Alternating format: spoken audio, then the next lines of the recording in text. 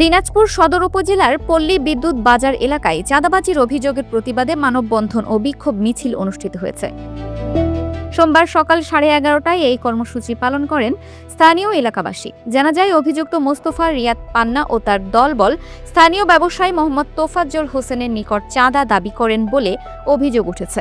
এই ঘটনার প্রতিবাদ জানালে মোহাম্মদ আনোয়ার হোসেনের ওপর নৃশংস হামলা চালানো হয় বলে দাবি করেন এলাকাবাসী।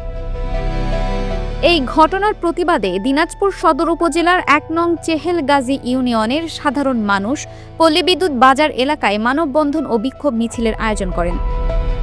মানববন্ধনে অংশগ্রহণকারীরা হামলাকারীদের দ্রুত গ্রেপ্তার ও দৃষ্টান্তমূলক শাস্তির দাবি জানান।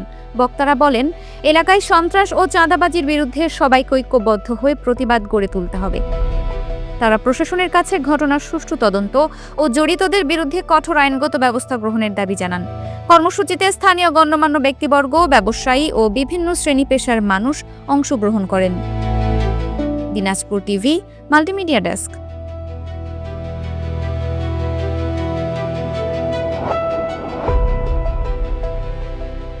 দিনাজপুর টিভি মানুষের জীবনের কথা বলে।